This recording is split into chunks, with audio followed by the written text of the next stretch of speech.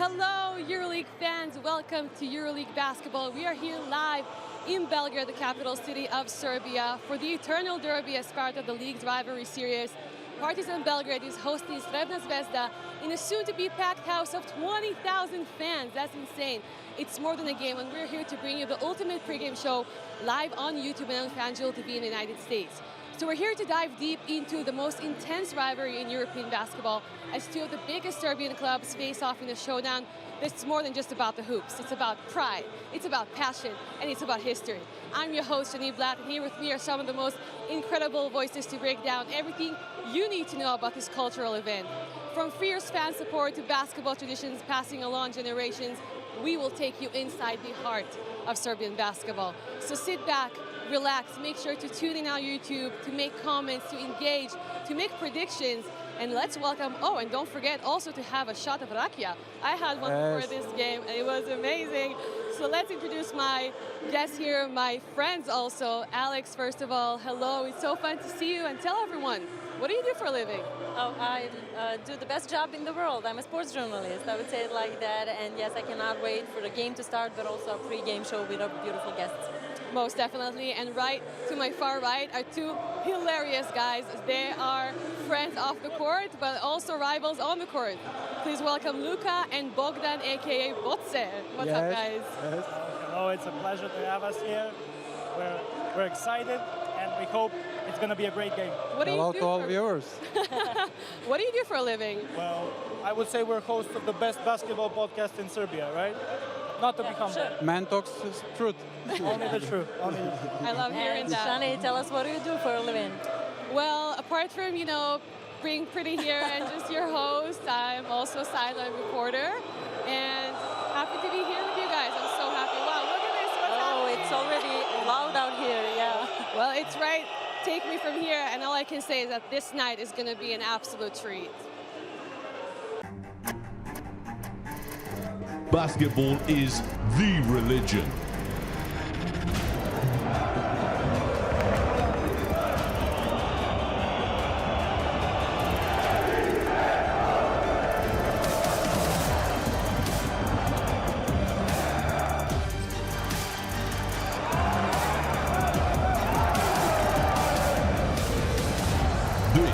This is the Eternal Derby.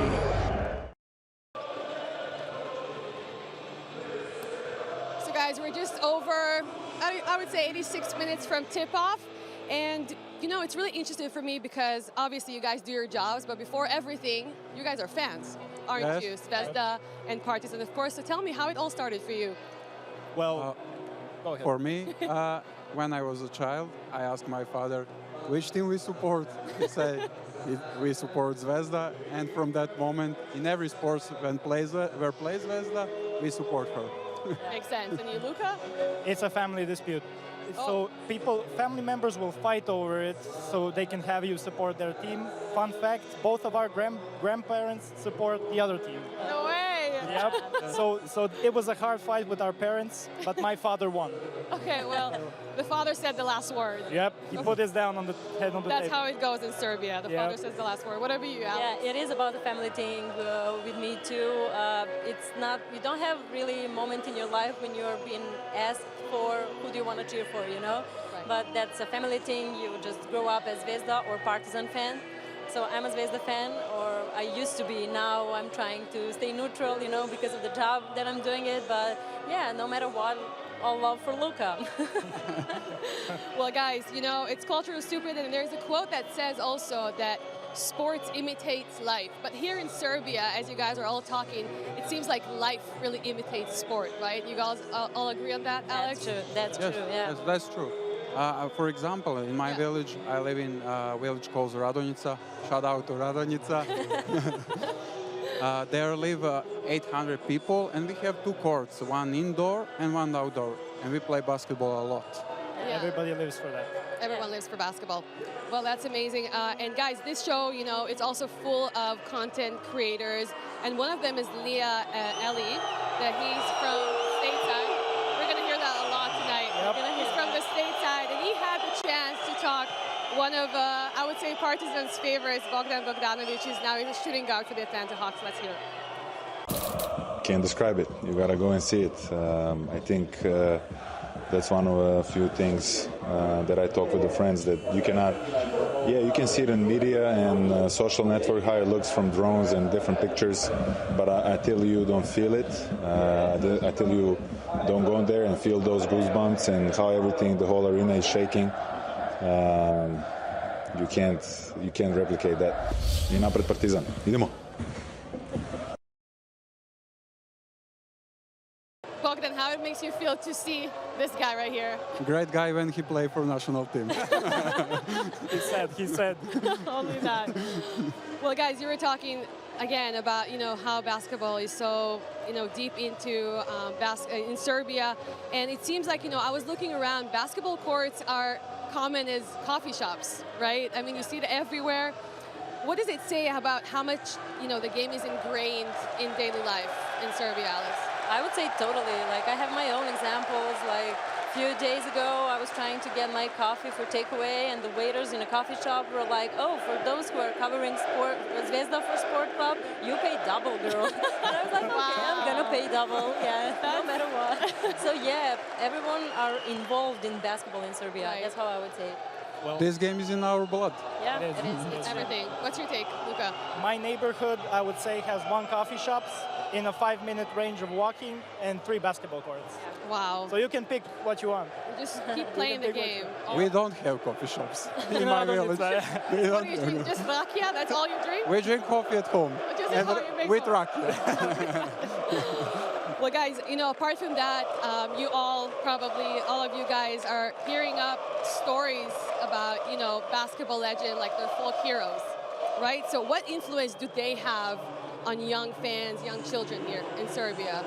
Well, I would say a huge influence. Even the past generations, for example, there's one song about the president of the EuroLeague, Dejan Bodiroga. So I think we can sing the song Yeah, maybe, and I right? think that Go is ahead. the one which we probably all know, right? Yep. On Serbian, I think. Yeah, on Serbian. You're gonna start first, yeah. Okay. Mi imamo svoga Boga, on se zove Bodiroga. 2-time champions. Shout out to the president. Yeah. Maybe 2 licenses for these clubs. For these 2 clubs. Maybe only for Partizan. I think all 3 of us probably have like similar heroes, as you said, and similar people that we were growing up with, Dejan Bodiroga is one of them, but who else, guys? Who would you mention? Vlade Divac, Peja Stojakovic, Sasha Djordjevic. Sasha Djordjevic, Yep. yeah. Said it together. Yeah. And Yeah. many of them used to play these derbies also, so, they know a lot about mental toughness. We're going to Right. speak about that too. Yeah. That's Yeah. for sure. And also, you can see that between like the old generation and the new generation, they have different like heroes. Probably Bogdan is one of the guys who would be the hero from new generation. New generation is great also.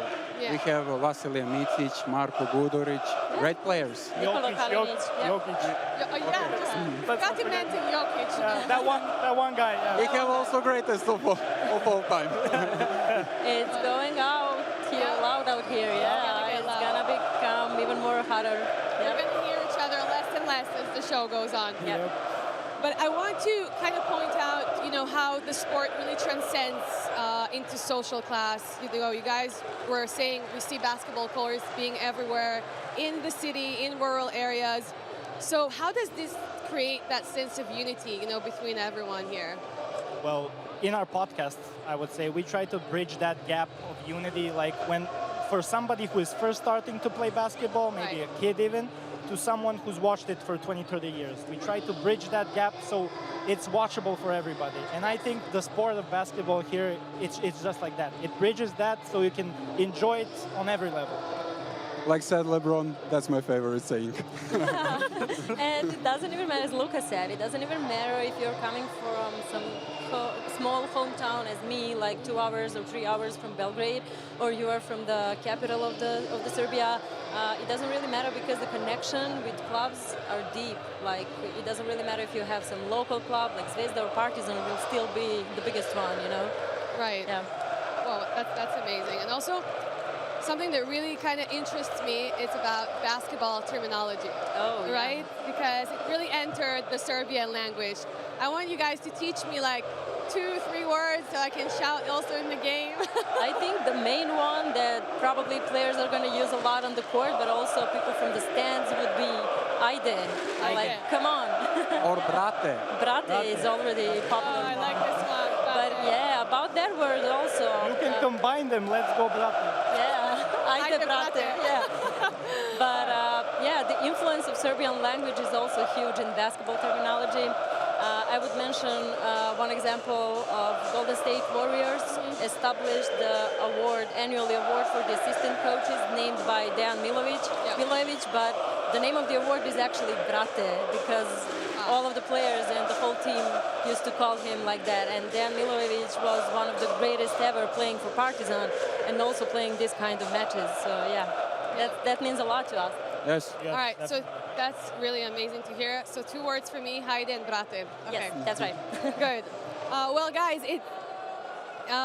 so it's time to take to take a short break for American audience as well. But for those who are with us on YouTube and on X, make sure to stay with us, please, okay? And we're all here coming for tip-off. We still have a lot of time going on.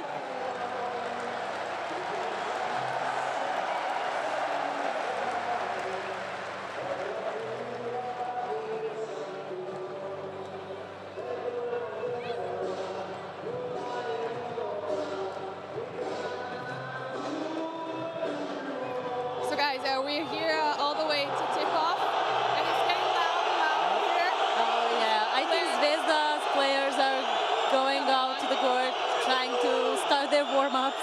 Sorry for interrupting, Shani. And this is the most hated Zvezda players. So, guys, we're getting to tip-off, and we're also going to be here for post-game analysis. Please don't forget to keep commenting and saying your thoughts. Leave them in the section comment below on our YouTube, and please tell us who is going to win this game. I know who these guys think is going to win this game, but you guys as well, please let us know. And also, welcome back to our audience on FanJewel TV. I'm alongside Alex.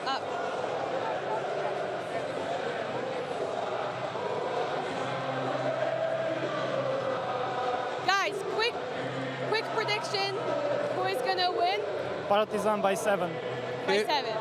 Zvezda by 15. Zvezda after overtimes.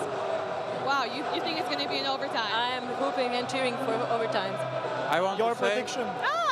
Okay, so John was filming me before, and I was like, I couldn't think because I'm scared to say my prediction, but if I have to, I'm sorry guys, but I love Alex too much, so I'm going to go with Zvezda on this one. for me, it's okay. What is this? It's 3-1, Luka. What It's is 3-1. this? Well, it's definitely going to get, really tight and really, hectic here, and players are going to feel the energy.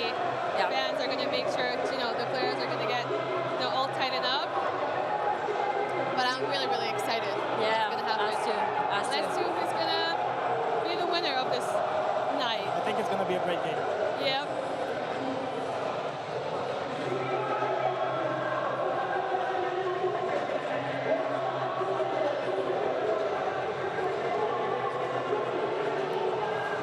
Welcome back to our audience on FanJewel TV. As you can see, I'm here alongside with Alex and our great podcast, Stars of 6.75 range. Guys, it's great to have you here. So, this is when I get excited, okay? Because we're talking about it and I can't wait to go on with it, to talk about the fans. Because they're the ones who are making this game so thrilling to watch. And I want to point out, the most iconic feature is their orchestrate, right? Because they're here throughout the game, before the game, hours before the game. Tell me a little bit how this energy building before the game and also throughout the game. Are you going to start first? Well, I would say if you work today, you're not focused on your work. Right. You're not reading those emails, you're just scrolling. And it's Friday, you're going out earlier from the job, you're Drinking taking your enough, time. yeah. If you don't work, you're all week thinking about this game. Yes. Yeah. Whole week. You can. What can go wrong or what can go right. So it's just constantly like that the whole day. And I think that kind of nervous energy builds up during the day and it just explodes when you arrive to the arena. Like you're ready to let it all out. What about you guys? How did you feel before this game? Did work today, or did you even have the chance to kind of focus on anything else apart from the game? Well, I focused on, I thought throughout the day who's going to be the best player on the court for Partizan. That was my trail of thought the whole day. I think it's going to be Tyreek. Tyreek? Yep. I'm nervous. I don't thinking. the whole day I don't thinking. Bogdan, by the way, we didn't mention it, but this is your first time being in a Partizan home game. Yeah, yes. Are you like nervous right now? What's going on? Yes, a little bit, because we are two there, me and Alex. What if people is going to recognize you? That's a good question. But yeah, no, nothing bad can happen, really. No, we're not going to see things thrown at Bogdan. I don't think so. Hopefully. I would love to see that. We will see. I would love to see Yes, it. but speaking about the atmosphere, we already have a kind of atmosphere behind us, you see, and it's around 70 minutes until the tip-off, and it's crazy out here already. Like, can you imagine warming up in this environment? Like, No. it's crazy. Yeah. Everything is going to be black and white, right? Yeah. I hope so. There, usually we have like choreography. People are singing for the whole 14 minutes. It's something that it's usual for us, not only for Derby, but any other game in the EuroLeague, also for Partizan and Zvezda. And I think one of the greatest things that you can see in those fans in the stands is that they're singing for 14 minutes, and usually they are covering everything. Like, they're looking around the referees, controlling their calls, showing the referee what they should call or not to call, So they're basically everywhere, and they can see everything, and they can also sing for all 40 The whole minutes. time. It's crazy. The biggest multitaskers. The biggest. Really, it's crazy. I'm going to witness that. Yeah. But Luka, as a Partizan guy, you kind of maybe know what's going on, maybe behind the scene. What should we expect here tonight from a choreography point of view? I think maybe for the late passing of Dražan Dalipagic, we might get the choreography today, like an homage to him. Hopefully so. I don't want to confirm anything, so don't let you down. But he was the greatest scorer in Partizan history, and I think it would be much deserved. That's going to be great, because he also played in Zvezda the last season. He finished his career in Zvezda. That would be nice to see, yeah. So also talking about Zvezda, there are going to be like 1,000 fans here, Yes. right, in the stands? Yes. 1,000. I don't know Where are they? Where are they sitting? He's there. I think. They're there, right So behind right us. after the behind- show, you're sprinting over there. Yeah. It's going to be in your safe side. Also you, Alex. Yeah, actually 1,002 fans. Oh, and you. Yeah, And some because- spice. Because you're And some the two. spice in crowd. Maybe. You think so? some of I them. think so. Yeah, me too. I hope so. We have people to check that. I want to also discuss about, because you were saying about the fans, and you feel like they're creating that pressure cooker, in the Always. arena. We're gonna witness that along the way. I mean, how are they able, to create this type of atmosphere, and how do opponent players and teams, stand like this pressure? Yeah, I think it's probably gonna be very hard for those who are playing for the first time, but I think only one player of Zvezda, it's John Brown. It's gonna be the one who is experiencing this for the first time. But in the first this season's derby, it was like the whole Partizan team. It was the first time they were playing such a game, and I think probably the hardest thing is that players cannot hear each other during the game on the court. Also, you will see like coaches yelling or trying to yell to the players whether you should play or something like that. And that's, for me, that's pure emotion, Well, let's hear for one of the guys who's not going to be here, one of the players, Kevin Punter. Let's see what he has to say.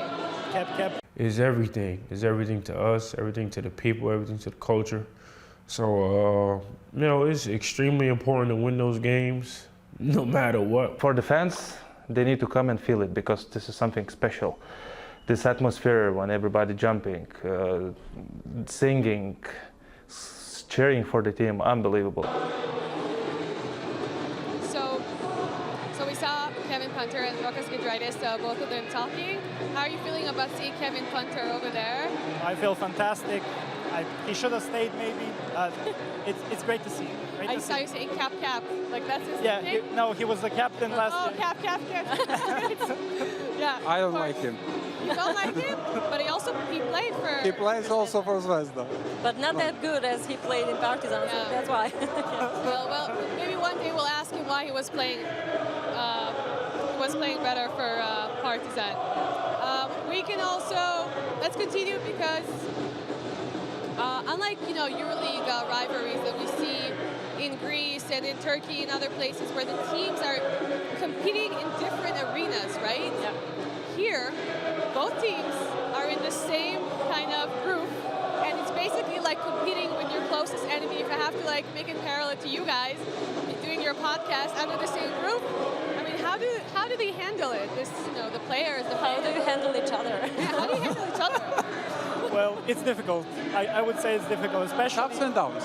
ups and downs, especially around the derby. It can Complicated. get hectic. I kind of get the feeling that's the same for them, like seeing each other maybe after practices or going through the halls together. But I think that when they get to the game, they just want to settle it on the court. Like, let's settle it on the court. It's the same for us. Let's settle it in the episode of the podcast. Let's have an argument then. So I think they want to settle it on the court, and that's the right way to kind of prove that the rivalry is there. Yeah, and I think they are a great example, as much as players from both clubs, they're a great example how we can still handle each other. Yeah, we have huge emotions for both clubs. We can be the most passionate one for the clubs. Sometimes we get angry if we lose, but at the end of the day, like, we cannot live without each other. So that's the most important with Partizan and Zvezda fans, and they know also. And a lot of players playing for Zvezda and Partizan are very good friends, also playing for the national team together, being the roommates, So those kind of things are important to send a huge, huge message to all of those kids that we should live together and love each other. Amazing. I love that. That's like a nice ending. All love. Yeah, all love. Let's hear from another guy that we all love, which is Jokic.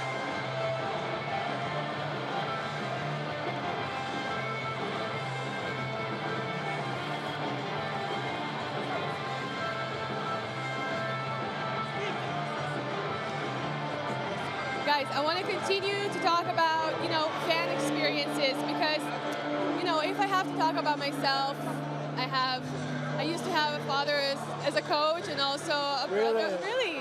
Yes. and a brother who's currently playing, and I know how he feels to have that nervousness, sweaty palms, pale as a ghost.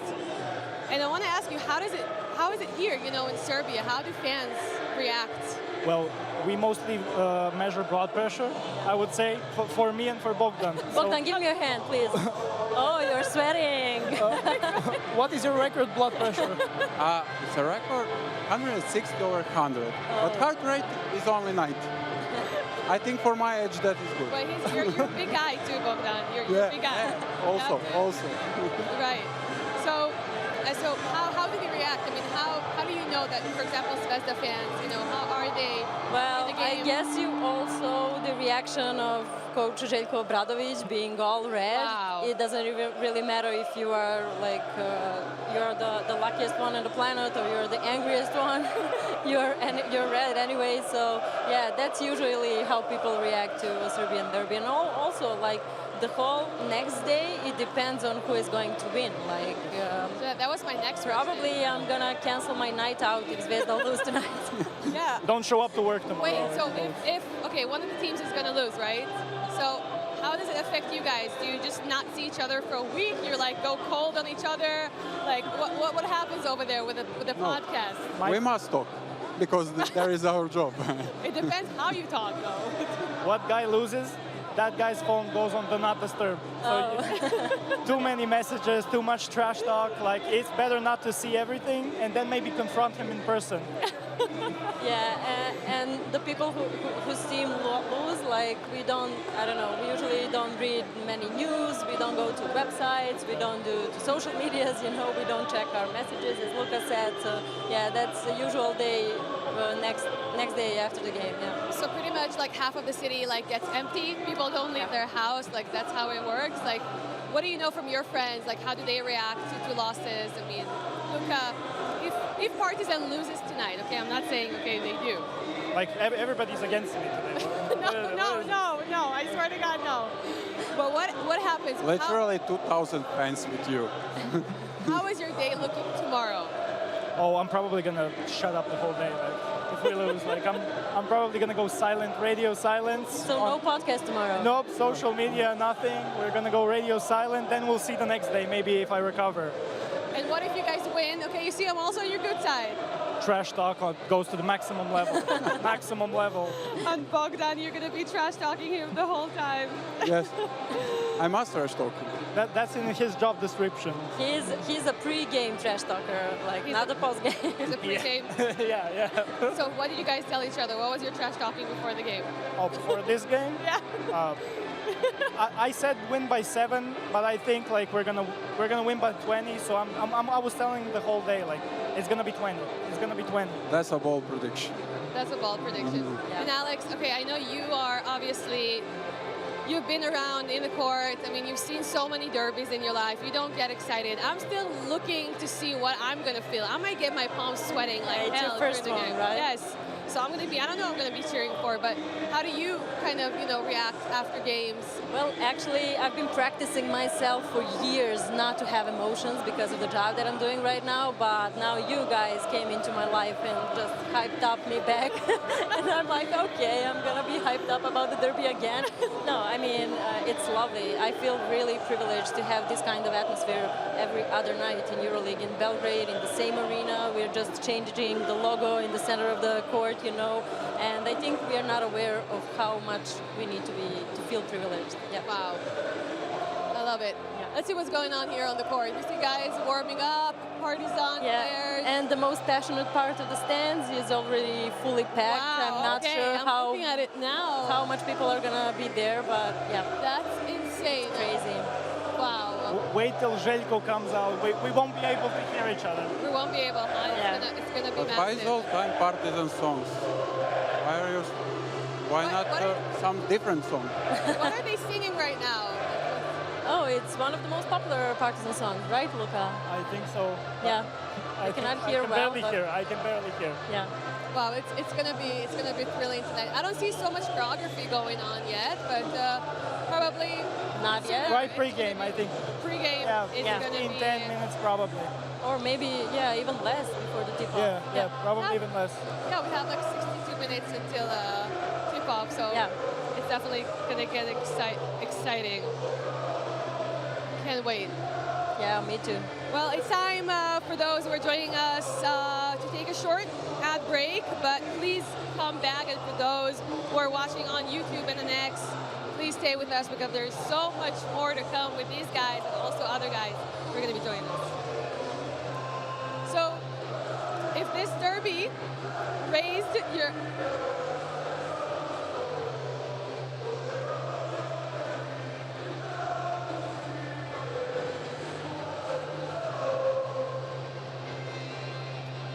So if this derby kind of raised your appetite and you want to delve deeper into historic and cultural rivalries in Europe, take a look at this.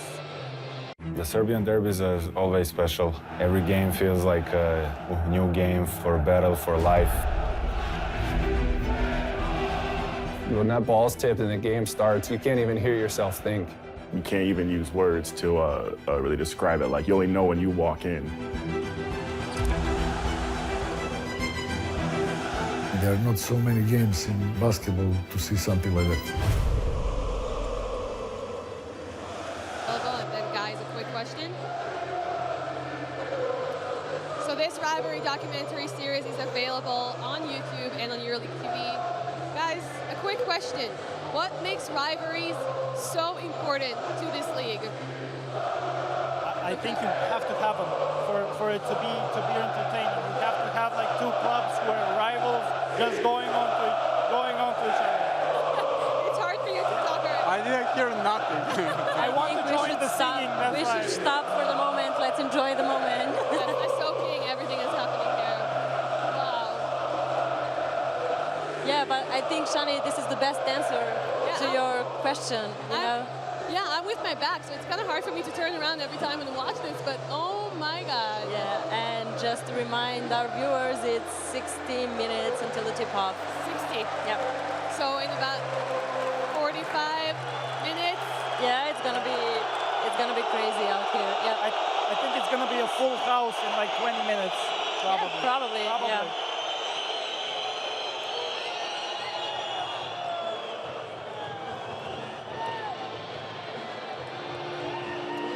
Welcome back.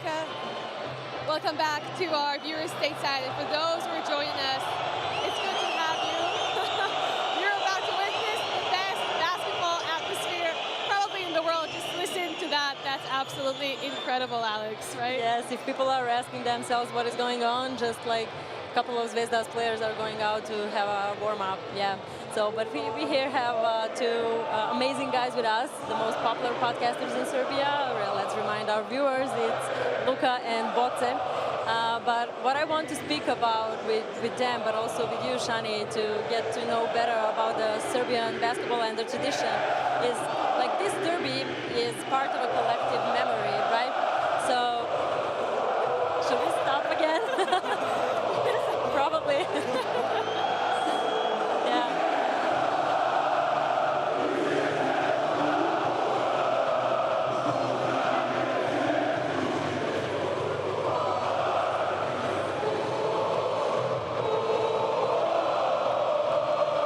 It's 58 minutes. It's really special emotion when you are playing derby, and you need to be above your 100%. So everybody have that energy. It's like, you know, when you ever have like a sibling, you know, like it's just like you see them all the time, they're always around you, kind of always let them know that like you kind of always, there's always a little bit of tension, and it's just different when when it's in the family. The rivalries hit a little different, the argument's just a little bit different. Yep.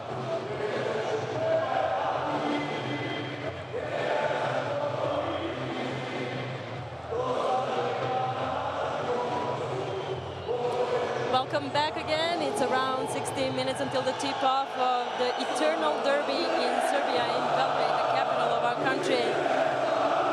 We have another great big eruption in the arena, in Belgrade Arena here, but we will try to keep talking about the tradition of the Serbian basketball that we started right before. Historic games, as probably one of the historic games are going to be tonight. But they are remembered like national events in Serbia. Yes, yes. So I would love to ask you guys, like, what would be the 1 or 2 or 3 games that you remember the most from your childhood, and what is the most important for you growing up with basketball? Well, for my childhood, I would say that would be the Maccabi game for the Final Four. But that was like 2010. That was like the real one for my childhood, really important. You had to say Maccabi, didn't you? You had to say Maccabi. You were against me. That's you were unusual. against me because of her. What about you, Bogdan? And not only about the games, but also speaking about you know, famous plays and defeats and winning the game in the last shot. Zvezda have short history in EuroLeague, but I'm not be a child, but the first EuroLeague derby game is historical.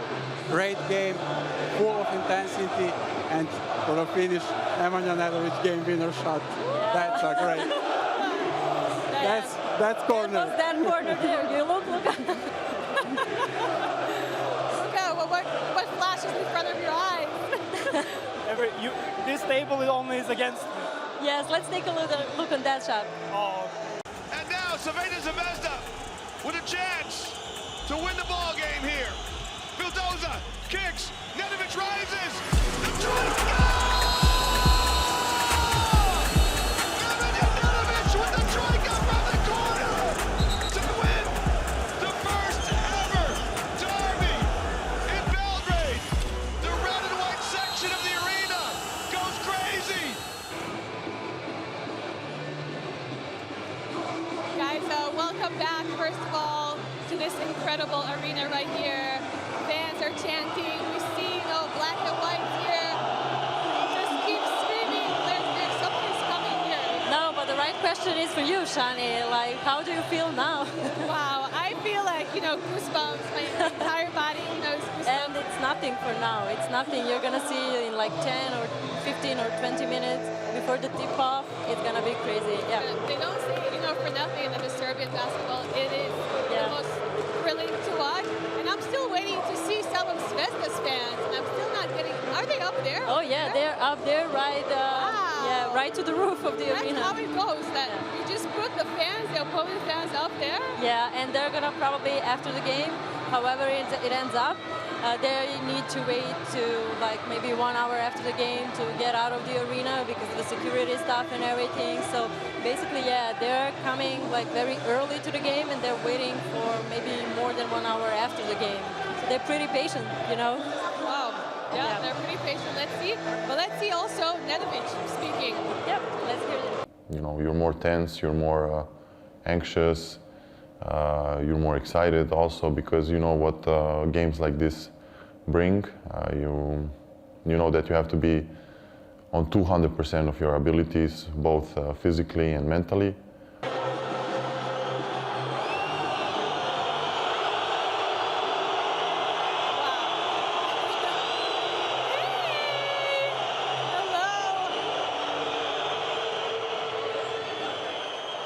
Well, we can't get enough of this atmosphere, can we, Alex? Yeah, we cannot get enough of this atmosphere, but we have another special guest here with us, right? Introduce them shortly. They're getting settled over there. Hello, Tracy. You say hi. Hi. This is Madsen right here. How are you, Madsen? Hi. Good. Yeah. You look good. What shirt are you wearing, Madsen? What is the shirt? Show us. Oh, it's a Partizan shirt. Partizan one. Of course. Wow. Well, so we have with us here, we have Tracy Lesort and her son, Madsen. It's so amazing to have you guys with us. And you know, we're talking about, you know, how the game is indulged in every aspect in Serbia and also in families, right? We're talking about families coming here with foreign players. What did you say, Madsen? You will want to sing Partizan song soon. We will make it happen. Tracy, first of all, welcome back. Thank you. To Belgrade. How does it feel? How does it feel for you to be here? I just come back home. It's very. You can hear the music on the back. I cannot hear you. Tracy, I want to ask you also, what do you do for a living? I come to watch the best game in EuroLeague. That's a strong statement. So, what do you love so much about this Serbian basketball and the people and the environment? The atmosphere is incredible, as you can hear. The people, the way they can be very nice with you and very grateful. It's amazing. It is. But I would love to ask you, as like being from Serbia and growing up in Serbia, what is the most specific and the most unique thing about Serbia? Is it about people or the country? I think it's the people. The people, really. That's nice to hear. Yeah. And also, I want to address two moments. One of them is with your son here, pointing at you, because I remember that time that, you know, Matthias Lesort, obviously, if we have to introduce him, he's a current Panathinaikos player. He's a silver medalist, an Olympic silver medalist, and he used to play for Partizan also 2 seasons. Yeah. And there's a special moment that you guys were playing against Partizan, right? Yeah. Panathinaikos. Yeah. And you could see Matson going into Partizan's locker room. Yeah. It's basically his home, right? It's his room. He's just gonna go back, but he's almost born here. We met him when he had 1 month, so he grew up here. Wow. That's it, but he can't hear us. I want to hear him singing some Partizan. He's shy. No, actually. You're singing? Guys, it's so difficult to hear anything here. No, he cannot. Yeah, but my personal experience with Matson actually being in the locker room of Panathinaikos right after the win against Maccabi in their 5th game, and when they are making it to the Final Four last year. And Matson was going inside the locker room also with his dad. And I was like, Matson, do you want to say something for Sport Club? And he was like, yeah. And then started to sing a Partizan song in the middle of the Pana locker room, and it was crazy out there. It went viral, and I need to say, like, Matson is a kind of a mascot here, really.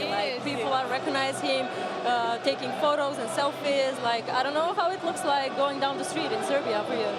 Honestly, it depends where we go. But for example, like now here in Belgrade and in Athens, even in Athens, when we go somewhere, people can just ask, hey, can I take a pictures with Matson? Of course. I mean, sometimes, last time we meet one girl and she say, we was with Matthias. And she say, oh, he's the small guy in TikTok. She didn't talk about Matson. She just saw Matson. So he is the real celebrity here Celebrity. today. It is now.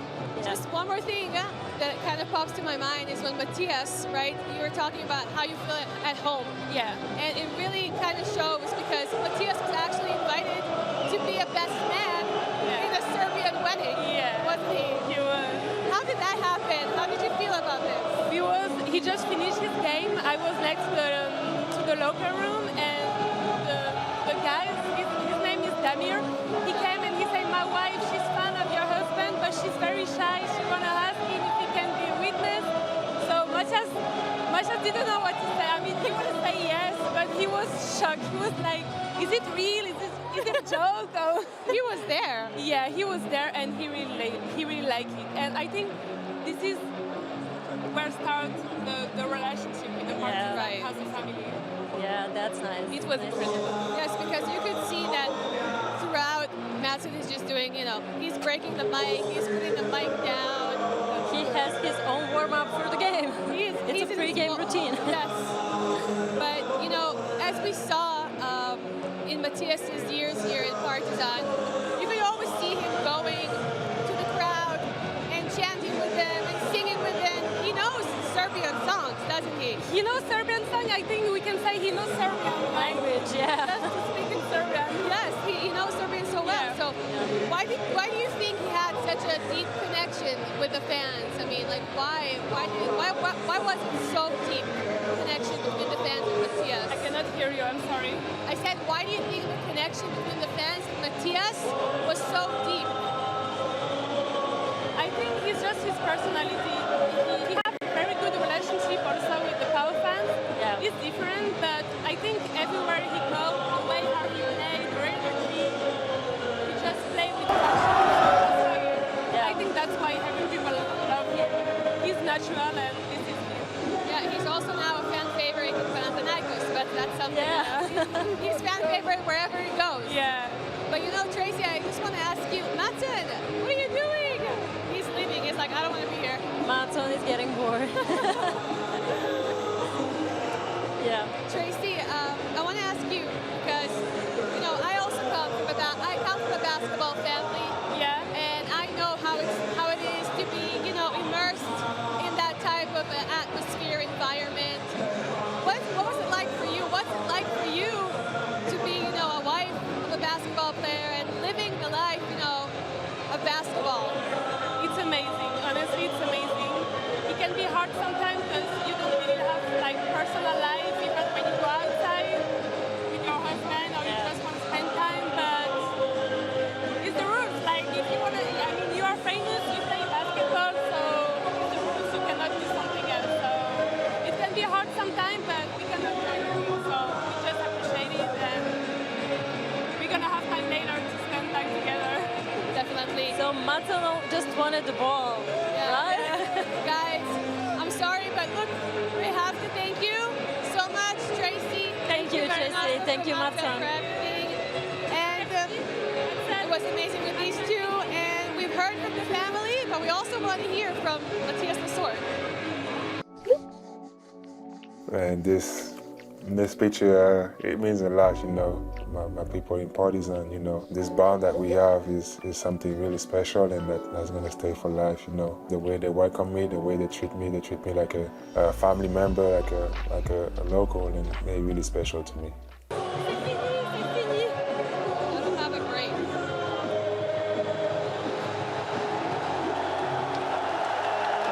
Guys, fans looking for.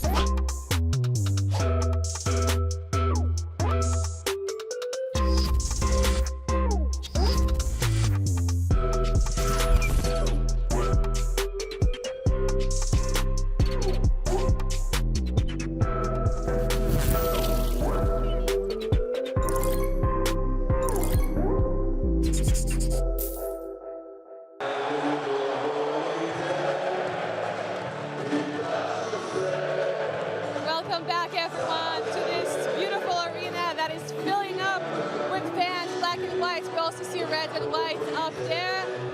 Emotions, just, you know, a run of emotions. Let's soak it up. Yes, it in, yeah. Everything is soaking in.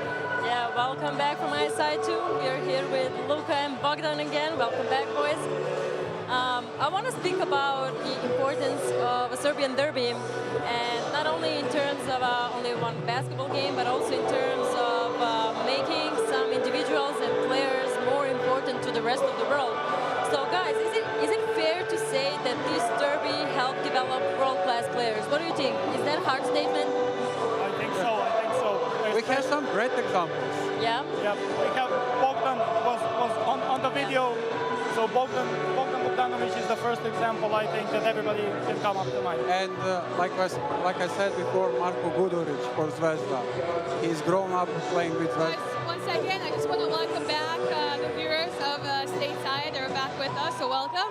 Yeah. Please continue, Bogdan. Like I said before, Marko Guduric is growing up with Zvezda. He's like the best example for Zvezda player who developed in great player. He even went to the NBA. He was in Memphis for like a year, I think. Yeah, I would love to add also Vasilija Micic. He's playing now on a big stage, and he's very important to the national team of Serbia. He knows how to play derbies also. Yeah. Yes. Yeah, but how much do you think that playing such games like this one can prepare players for the big stage? Do you think it's important? We had Nikola Jokic saying, like, on one of the press conferences, like, bro, I played in Serbia, like, speaking about the mental toughness and everything. So what do you think about that? I think it's great to have people in these environments. I think when you play in this type of environment, everything comes easy after that. Right? And the next derby is easier, the next game is easier, even if you encounter the same environment that everybody is against you, kind of in a way. It's easy for the next game if you're used to it. And you know who agrees with you on that? Dante Axel. Yeah, let's hear him.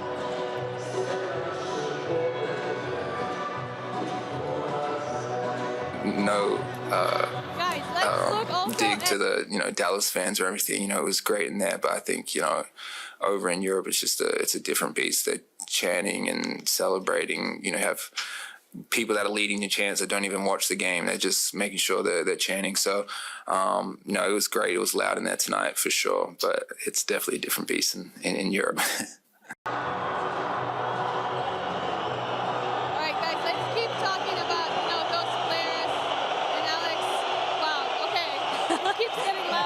Just try to ask. Yes, Alex. Yep. Yeah, I can hear you. Yeah, let's speak about the well-known players that actually became big names in terms of basketball and big names globally, but who actually started from this kind of games. We mentioned some of them, but also there's a whole bunch of list of players playing in Serbia, also the ABA League, the EuroLeague. There are many notable players. Who would you choose as the most influenced one, like the most important one that marked the whole era of basketball? Well, I think it's important to mention that some players kind of relive the same for Exa maybe relives their career through these games. Yeah. Like it's good to see when you're under pressure and you perform. I think other teams, especially maybe NBA teams, pick up on that and they can pick you up from Europe. So I think he's a great example of how you can situate yourself in a different way, but also succeed from it. Take it from it and succeed from it. Yeah, and not only in playing in Serbia, but also playing it domestically with like some local clubs where people want to beat Partizan or Zvezda. So that kind of atmospheres are also special in those smaller towns around the whole country, you know. So yeah, it's a special one, I would say. Yep. How do you think, you know, this passion in this, you know, type of arena is kind of setting up for other rivalries in Europe? Oh, it's a hard one. Well, I think it's best to include the Greece derby when we say that. I would say, I'm biased, it's the second most passionate derby, second best derby, I would say, in the world. But do you think Serbian derby can set the bar? I think so, 100%. Yeah, really? It does set the bar. That's true, that's true. Yeah, so Bogdan, you agree on that? Yeah. Crowd-wise, it sets the first bar. Nothing beats the Serbian I don't think so. derby. But you know, guys, we're talking about players, but I also want to talk about coaches and about, you know, the Serbian philosophy, because everyone is talking about, you know, Serbian philosophy in teams amongst players. What does it mean, the Serbian philosophy? Should I go first? Go ahead. Go ahead. What does it mean, the Serbian philosophy of basketball? I would say the role of the coach, defense, and what would be the third one? Passion from the stands. Yep, that's the philosophy. I want to say on Serbian because it's most powerful. Thank you, guys.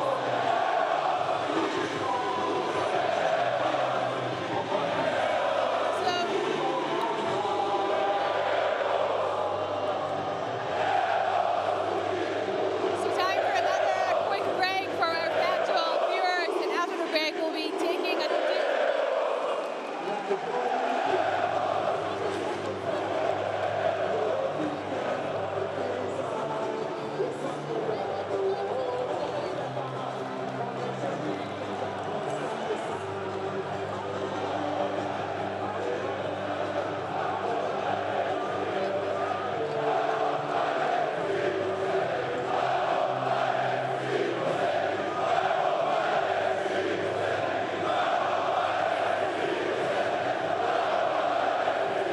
Guys, we have a question coming up on social media.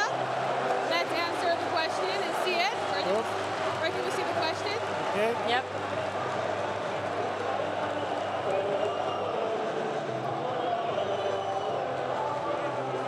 And let's keep soaking the atmosphere here. Question is best podcast in Bulgaria. Which is what is the best podcast in Serbia? Well, what could be an interesting question? Well, let's guess. I don't know. We can definitely say that it's getting really Yeah, you see how that part of the arena is going to be fully packed also.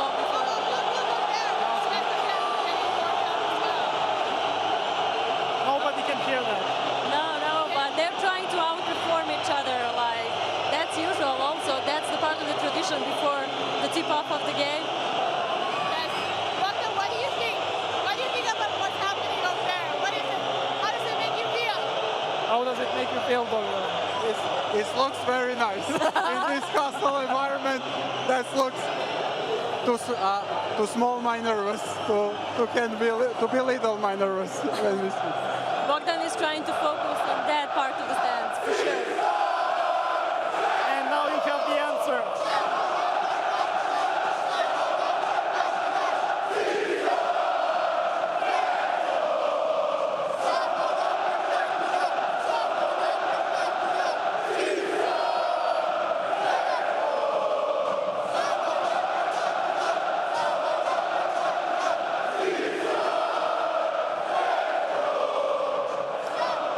Welcome back to our stateside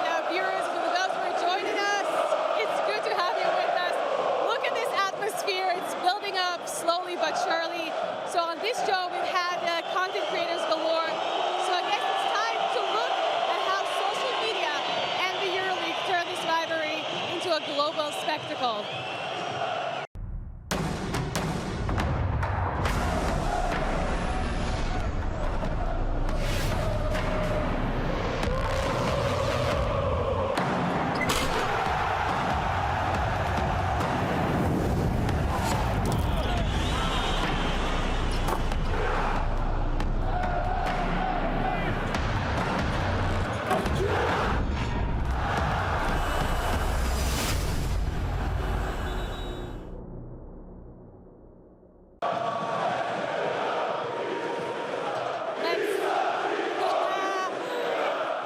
You can't stop smiling here. It's so fun just to be here. Well, we're talking about, you know, how this EuroLeague and how everything like has turned this game into such a spectacle. Social media mainly, and for this we have a special guy here with us. That's Stefan. Stefan, welcome. It's so good to have you, my guy. Please tell us, what do you do for a living? Basketball YouTuber, Open Macedonia. How many followers do you have? I got about 650,000 subscribers. That's it? Nice. You're a big guy. You're a big guy on YouTube. Yeah. Thanks for stopping by. Thanks for having me. Stefan, what do you feel about We should wait for a moment, right? another eruption? It's around 35 minutes before the tip-off. Wow. Stefan. This is crazy. Yeah. This is a volcano, and it's ready to erupt.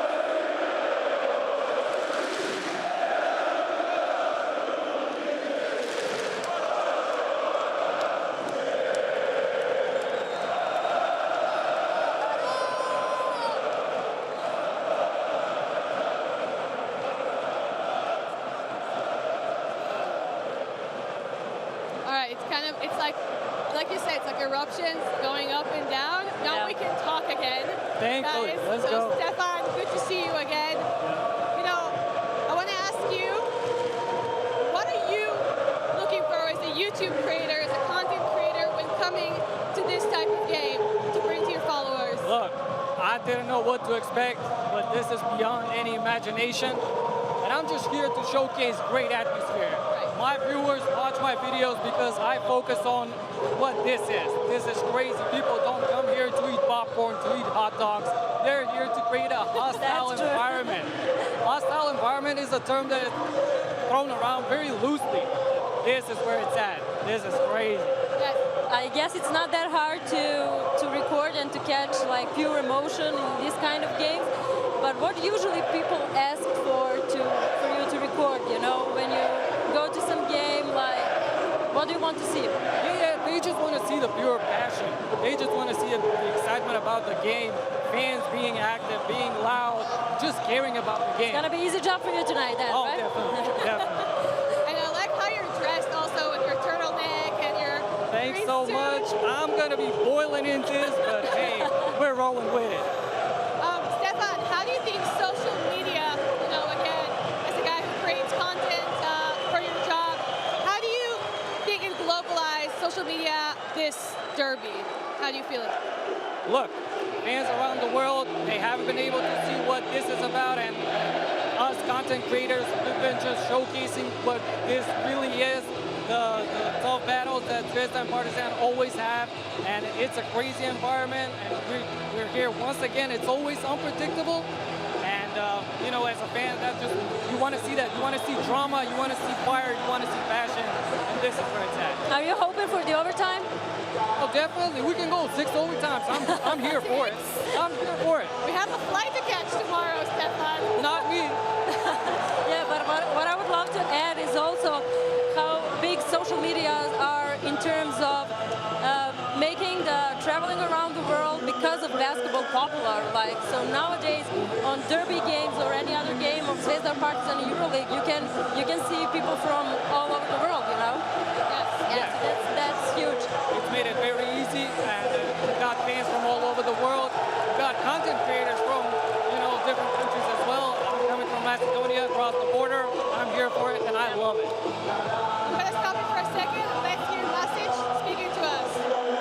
Tako da osjeti se naravno, da kažem, u vazduhu par dana pre derbija, jer svi pričaju o tome, manje više svi čekamo taj derbi i jednostavno osjeća se i u vazduhu i u celom gradu se osjeća da kažem da derbi dolazi. Zaista je jedan neverovatan osjećaj koji zaista treba doživjeti i preživjeti.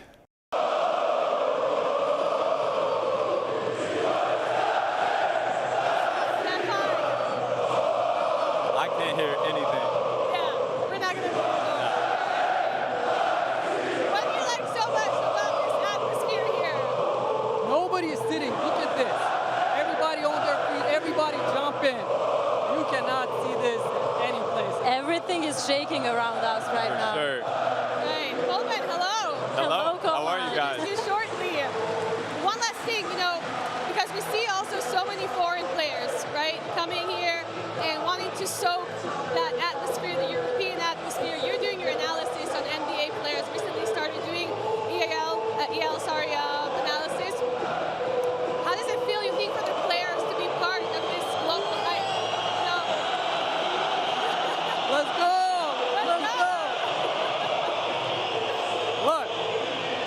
As a player, you want to play in an environment like this.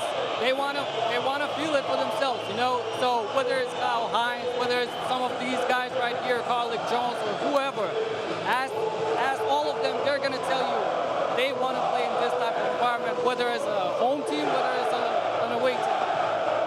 This is crazy. It's crazy. We're going to have lots of fun today, and I'm also wishing for an overtime. One overtime. I wouldn't mind to have one overtime. But we have to have a buzzer beater. We didn't have buzzer beaters at all here. Well, not that much this season, yeah. Only in that first historical derby, like 2 seasons ago. But yeah, it would be nice to see that. But at the end of the overtime. At the end of the overtime. For that. If we get a buzzer beater, this place is going to explode. Oh my God. They're going to blow the roof off. For sure. Guys, we're talking about social media creating this hype on this derby. What about Shaq? Shaquille O'Neal? Didn't he respond? Hello. Yeah, it went viral today. Like, people are getting crazy about it. But I hope that we are going to see Shaq on the next derby. Or maybe if Zvezda and Partizan are going to play in the play-ins, who knows? This season can happen again. So, yeah. Alex got the connections to the superstars, to Shaqs and to people like that. I found my way, so you can find yours. I'm sure we're going to see a few more people here, not Shaq, obviously, but if I'm not mistaken, we're going to see Matthias as well, here with us. Nice. Novak Djokovic, maybe also? Maybe, we're hoping, but they're going to probably come like two minutes before the tip-off. Are you eyeing on that to go and create some content for you? Oh, definitely. I want to get some top-tier players, top-tier, celebrities. So, yeah, it's going to help the views. Well, I'm wishing you to get hell of content tonight. But guys, as we gear off, it's time to kind of, break down key matchups and dive into some game analysis. Yes. And that's what we have the perfect guy for it. Please welcome Coleman Ayers. Coleman, how are you doing? And I'm amazing. I'm amazing. As much as you can hear me, please tell me also, what do you do for a living? In simple, I help basketball players get better. That's what I do. All right, guys. Before we dive into some interesting matchups, I can say that if Zvezda wants the upper hand tonight, she will have to keep up with the Joneses, right? Yeah. Am I right?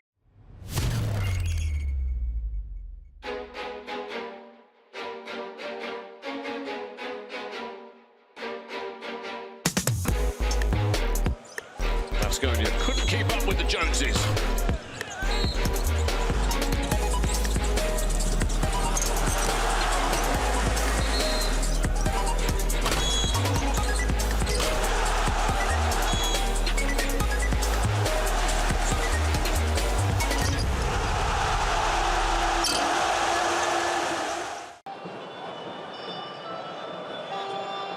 Wow, they're definitely going to hype us tonight. Oh, yeah. Coleman, how are you feeling about being here?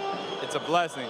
This is my second derby, second of this year, and the energy never dies down. So this is incredible to be a part of. How would you compare the last one to this one, atmosphere-wise?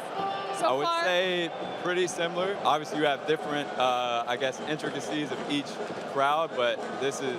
That's a smart answer, by the way. For sure. Do you have a favorite team today? I do not. I can't publicly go that way. Keep it political. Keep it neutral. Exactly. The PC answer. We didn't ask you about your favorite team tonight. I'll make sure he doesn't say anything either, so we get out here safely. It's incredible. Every time we ask someone, like he puts his hand over his mouth because he's Smart not man. at home. Smart.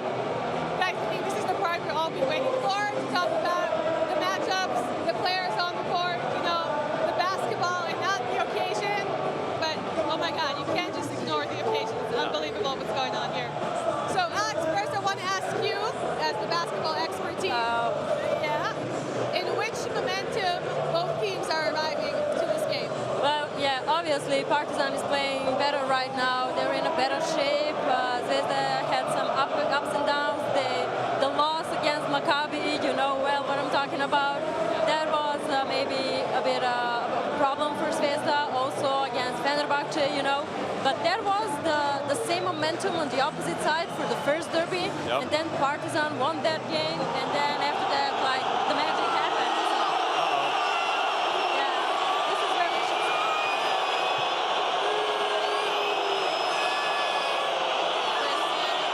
This is hostile environment.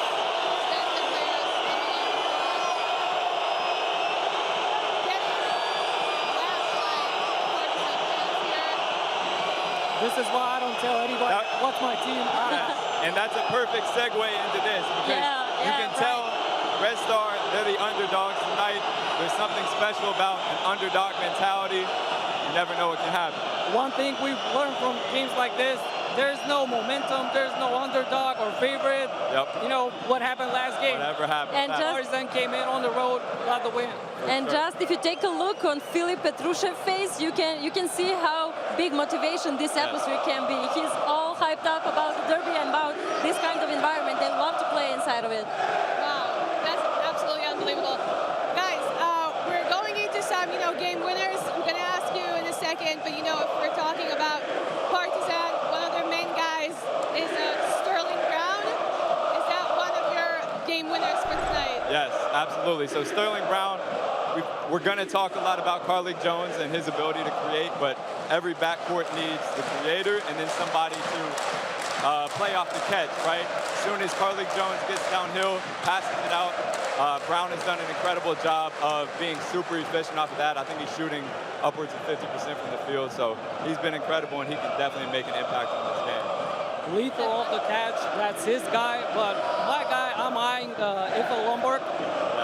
To me, when he plays good, Partizan always seems to win, and he's been having an up and down season, and he's been dealing with some injuries and stuff like that, but if he can have a good game in this type of environment, I feel like this is, for sure, Partizan will be very close to the win. He's their veteran too, so. Yep.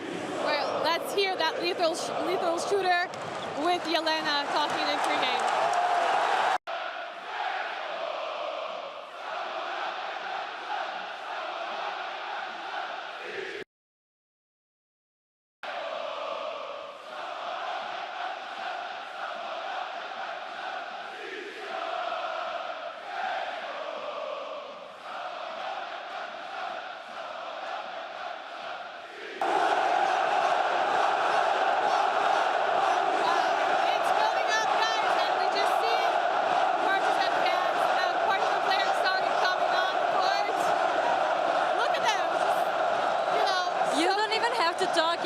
Easiest pre-game show ever. Like, you just let them feel the vibe.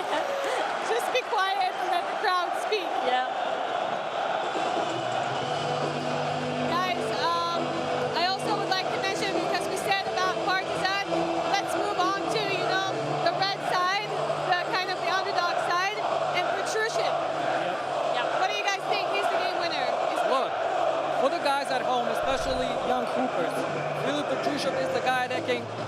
He's so good at creating shot for himself, finding the great position off the pick.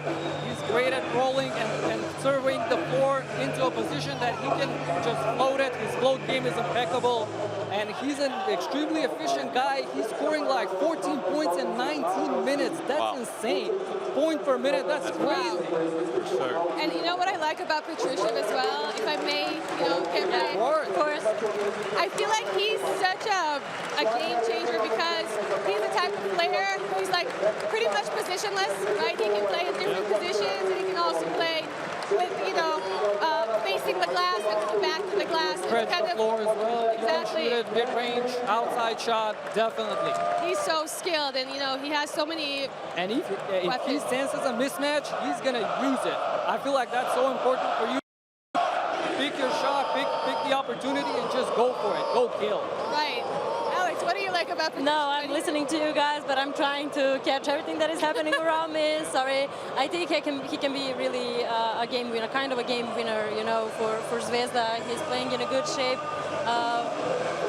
few games in a row, and I think he loves a lot being back in red jersey again this season. We can see how he completely fit in back and everything, So yeah, he can change a lot, and as I said before, he's being extra motivated because of the environment. Yeah. Wow, that's a nice insight. Next, we want to talk about, some matchups, individual matchups. Coleman, I think you would like this one because you know one of them. Yes, sir. Yes. Cody McIntyre going head-to-head with Carly Jones. This is gonna be fun. I would say these are the engines of both teams. When these two guys are playing fast, they're creating, they're playing aggressive. The rest of the team feeds off of that. And every great European team needs somebody at the helm who's able to create, who's able to, even if it doesn't show up on the score sheet with assists and with points, who's able to create advantages for their team offensively. So if these guys are able to play fast, aggressively, it's going to make the rest of the team a little bit easier on them. It's going to make their job easier. I feel like this is kind of where all that energy and aggression starts. I love that. I love that insight. Also, guys, we're talking about backcourt, but let's talk also about frontcourt. We have there Joel Boy against Tariq Jones. Goodness. This is going to be an incredible head-to-head. Fired up with this one. It's going to be a high-octane fight. Joel Boy, he's the league leader in rebounds, and Carly Jones, he's going to try everything to box him out in a fight. It's going to be crazy.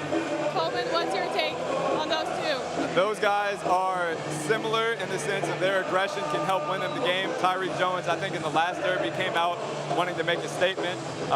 Bowling Boy's back, and I think that's going to be a game changer, using his athleticism as a lob threat, defensively being down there and making a difference when players are driving in. I think that's going to be one that we will see a few hard fouls and a few dunks for sure. Yeah. Quickly on Tyreek Jones. 2 points is not 2 points. When he gets a block shot, runs in transition, gets a dunk, crowd goes crazy. That's not just 2 points. That's a lot more. That's a lot more.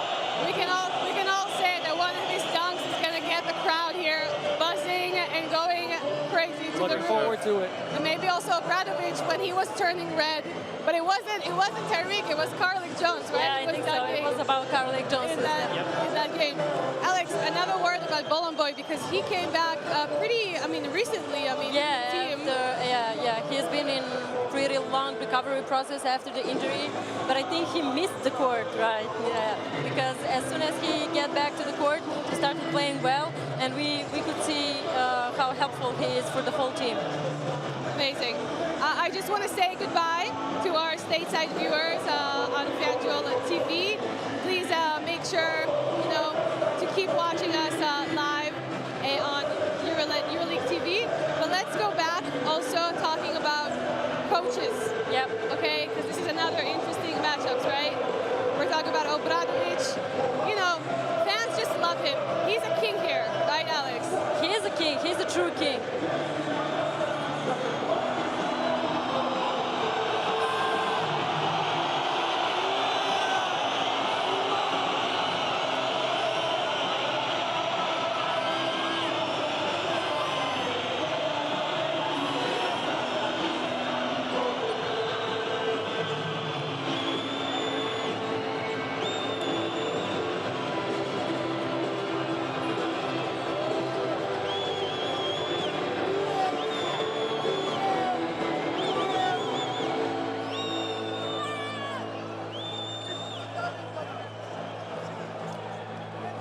So we spoke about the players, but one of the biggest celebs here is Obradovic, isn't it?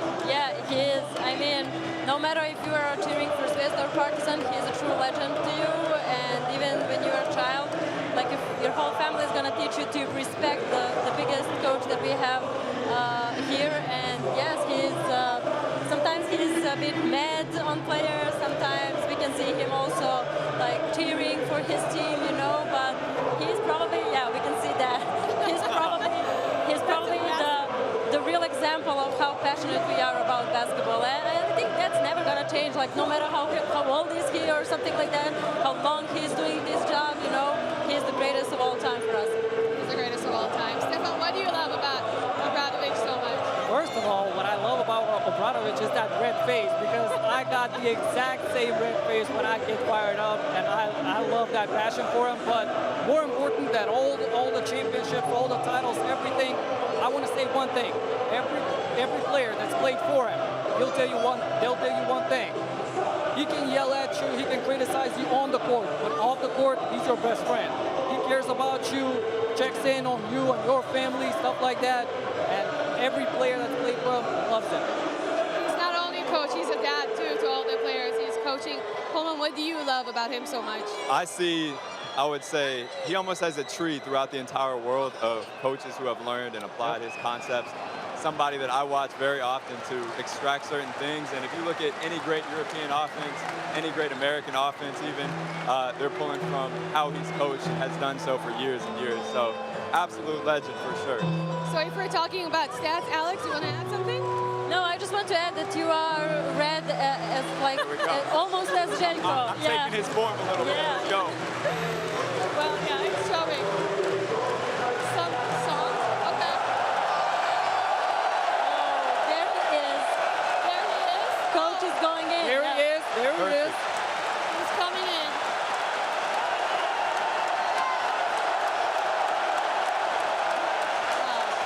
That's love. That's love. Look how the fans love him. It's unbelievable. You know, Alex, we're saying, you know, he's a coach, he's a dad. You know, he has a special tribute that he does every time he steps on the court. Let's wait a second.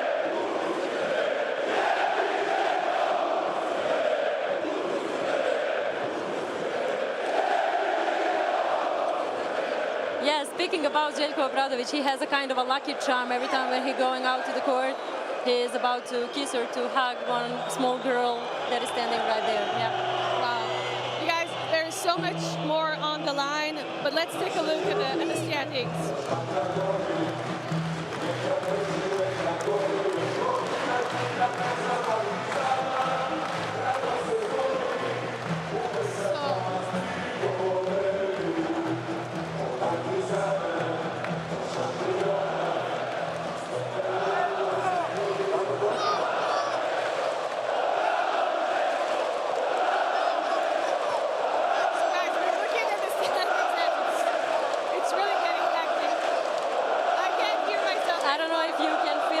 Right behind you, yeah, and now we have standing ovations in Belgrade Arena.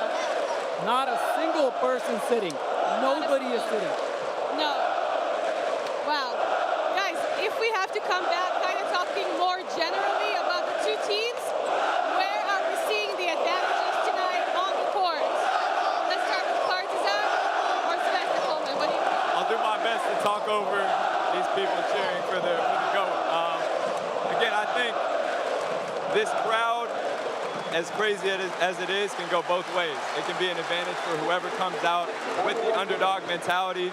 Obviously, as we all kind of understand, Partizan in this game is the favorite, but these are a group of guys that can definitely flip that switch and turn themselves into the underdog. And whoever I think comes out with that mentality, it's going to be a little bit easier for Zvezda, but I think we'll be more aggressive and win this game offensively and defensively. let me give you some interesting numbers. We're talking about fourth best defense in EuroLeague in Zvezda, actually. Despite the fact that we've been talking about steals and blocks about Partizan, Zvezda has been the fourth best team in defensive efficiency, and Partizan has been the fourth best offensive team. So this is a clash of the titans. Something's gotta give today. We'll see what it's gonna be, but it's gonna be crazy. It's gonna be crazy. Alex, one word from you? I'm gonna just put the quote of one fan from today's interviews with fans down the street in Belgrade. I hope Zvezda's gonna win, but I think Partizan's gonna win, actually. Well, I already said my prediction, but let's see what happens. It's gonna be exciting to watch and to see, most definitely. Well, guys, don't forget, you know, we're 10 minutes to tip off. I want to encourage you all to stay tuned. You know, the guys on YouTube, keep looking at the scoreboard and come back after, obviously after for a post-game analysis. And also stay tuned. Please react to us, say what you think, say your predictions, ask questions. It's been so great with you guys, and let's hope also that this game is going to be as good as our pregame show. Yeah, right, Alex? yeah, I hope for that too, and thank you guys for being with us here tonight. Thanks for having us. Thank you. And before we leave, Shani, we would love to pay tribute to one of the greatest of all time, Dražen Dalipagic, who passed away last week.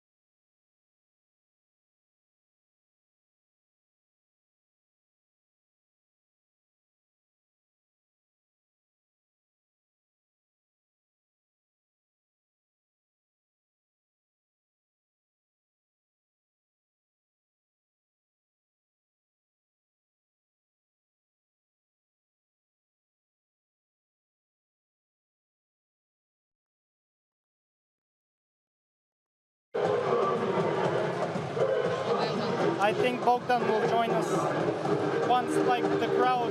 Oh, okay. Welcoming everyone back. Can you guys? I'm just trying this. Welcoming everyone back.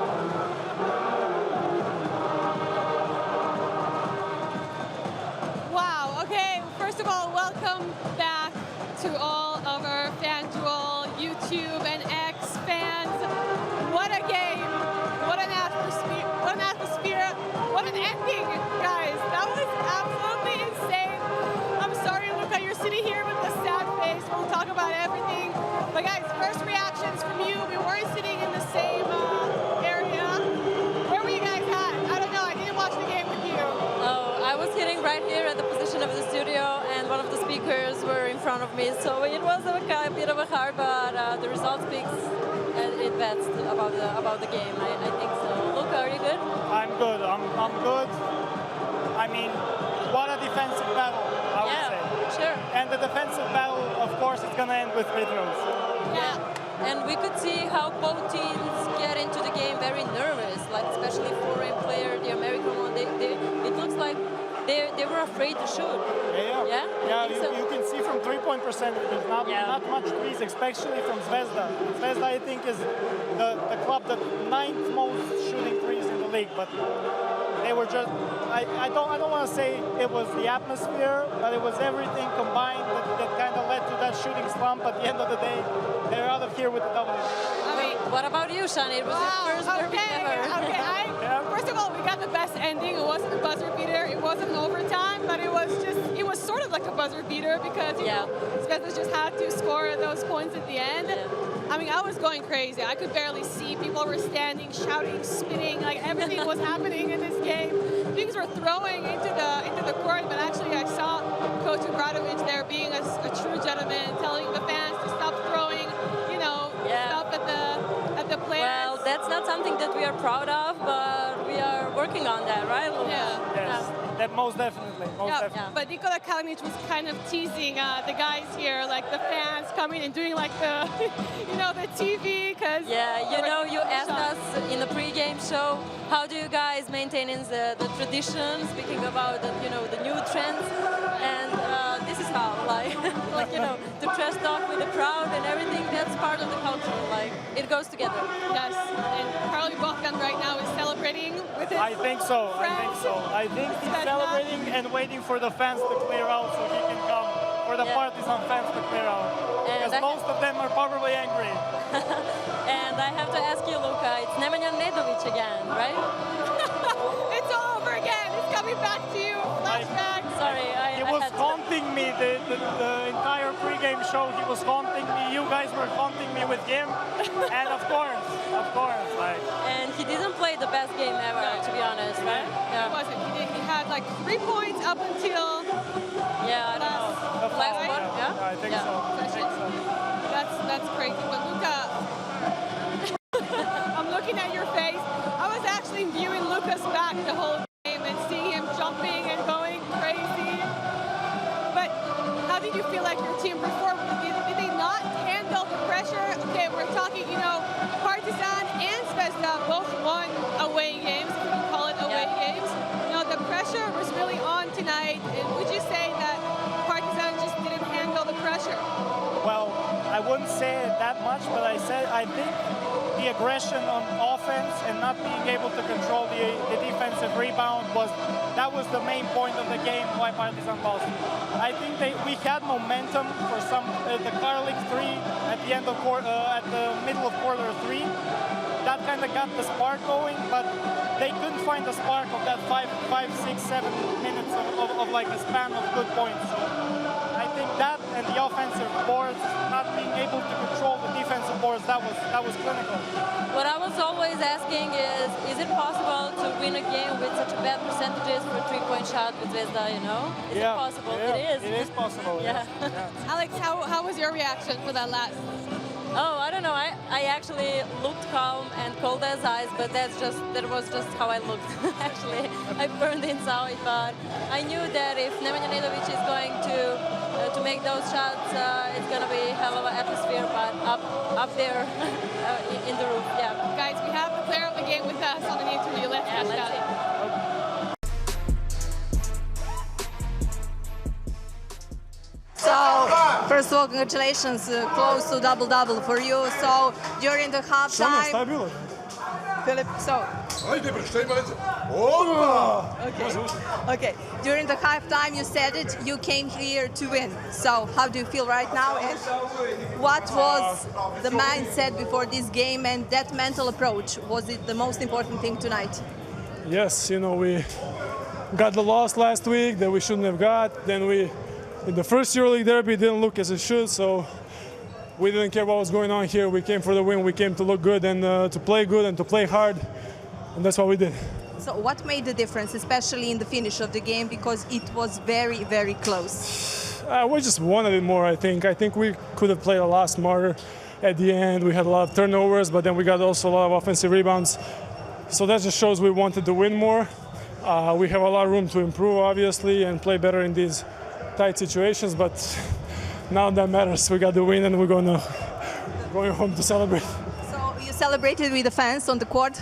How was it? A little bit. We're about to. We're going to shower real quick and go out there and show them love because they pushed us today, and it was one of the toughest environments to play in, but that just shows what we can do. Could you hear them? Yeah, of course. They were there. We saw them, we could hear them, and just huge thank you to them. Thank you very much. Enjoy. We are hearing the voices of Filip Petrušev. He's the man of the game. If we're looking at the stats, I mean, 17 points, 7 out of 10 from field. He finished with 8 rebounds and most of all, 25 PIR. He was everywhere on the court tonight for Zvezda, Alex. Well, somehow we predicted that, right? We talked about game winners and we mentioned Petrušev, and I think I knew what is going to happen. Sorry, Luka, but I saw his face when he was stepping out on the court during the warm-up and everything. He was so electrified with the environment, with the atmosphere. That's something that he loves, and I think that's why he couldn't play in the NBA, by the way. That's one of the reasons. Luka, what was it like for you watching him on court? I know he's obviously on the opposing side, but I mean, how can you not, love what he does on the court for the team? Tough. He brought a lot of energy. You could see it, and I'm going back. I'm like a broken record with the offensive boards, but he was very active. You can see him moving around. It was a very physical game, like moving players around, using his elbows. Everybody was, and you can see it. That really made the physicality made a difference. And speaking about physicality, can you remember more physical game this season in the EuroLeague? Oh, sorry, I can't. We have to interrupt, right? No, because we have a very happy coach waiting to get interviewed at Sferopoulos. Let's hear from him. Coach, first of all, as always, congratulations. We spoke before this game how important is this one for both teams, and you made it tonight, battle till the end, but you made it. It's a big win that belongs to the players. Congratulations to our players. I think we controlled the game most part of the game. We were most of the time up to the score, and at the end we had the right decisions, offensively and defensively, to win the game. Congratulations to the players. So as Coach was saying, it really seemed like, Red Star Zvezda was controlling the tempo of the game. And what we're used to seeing from Partizan, that they are a second half team, but tonight we didn't see that happening. Right, Alex? Yeah, right. I think that too. And also, Coach mentioned a few segments of the game that could be and were. Oh my God. And were decisive. Interruption. Yeah. Are you good, guys? Yeah. I'm good. Okay. And I think speaking about the physicality, which we started to speak about before the Coach Yannis Sferopoulos statement, I think I can remember like the most physical game this season in EuroLeague so far. Luka, what do you think? I don't think so. I don't think so. Like this was one of the most physical games, tough to officiate as well. Like you could see. Maybe some of the Paris games or something like that. But not from both sides. Yeah. So many blocks in this game. Yeah. What I titled this game the game of blocks.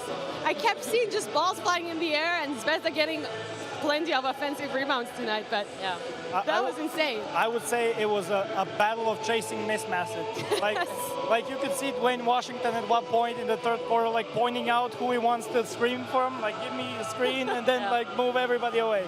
Right. But it was a tough battle, really tough battle. Yeah, it was huge for me. Something that was maybe unusual, speaking about the atmosphere, which we talked about a lot in the pre-game show. I think the intensity of chanting and singing songs were down a bit in some particular moments of the game. Yeah.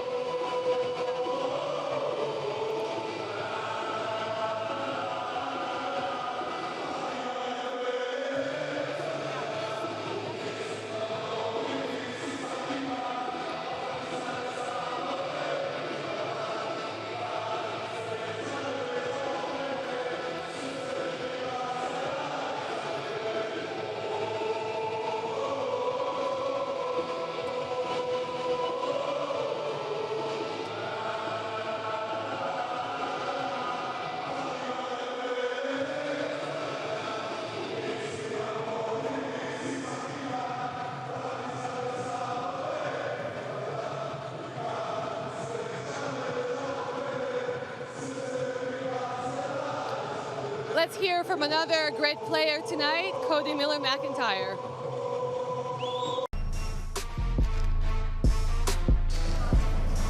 So Cody, first of all, congratulations, Eternal Derby. So what was the experience tonight? How was it playing against Partizan, for you particularly, of course?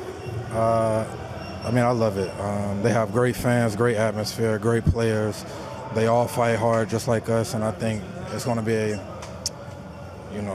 every time we play them, it's going to be exciting. So I'm just happy we was able to pull out the win tonight. Was it strange for you playing against Partizan here? Say again? So was it strange for you playing against Partizan? Nah, it wasn't strange at all. Like I said, I wish them the best for the EuroLeague season and everybody stay healthy, but I'm happy we was able to get the win. So you have particular necklace in your hand. Will you share it? What is the special one? It's just something that helps keep my anxiety down when I'm on the bench or before games. So in that type of atmosphere, you got to have something to keep you level, and as a team, we was able to do that tonight. So how important is this victory for you? I think for the team, it's extremely important. Everybody knows the significance of the Derby, and personally, this means a lot. It's been a long journey overseas. A lot of people know my story, so this was a big win for myself and the team. Thank you very much. Enjoy. Thank you.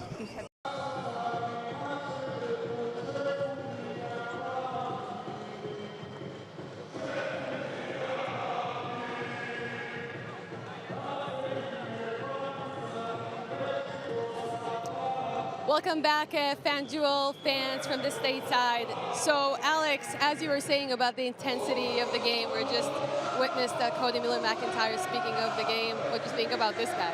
Well, it's nice to see him playing in better level than usual. They had a lot. He had a lot of up and downs during the season. Many critics from the fans also, like booing sometimes from Zvezda's fan also.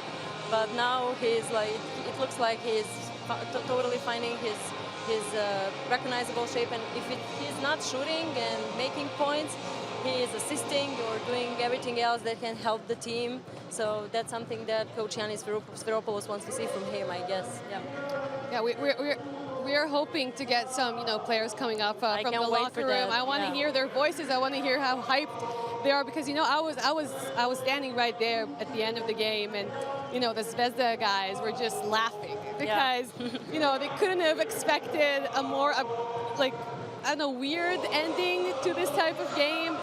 Probably would want it to end in a different manner, especially for Partizan. But Luka, what was going on through your head, when Zvezda got those three free throws? Well, I don't think that I can say those words that were going through my head. Are you going to rewatch that moment to see if it's a fall or not? Well, I watched it from the Jumbotron. I won't say my opinion here. I won't say it here, but it was tough. It was tough watching this. As I said, a physical game end like this.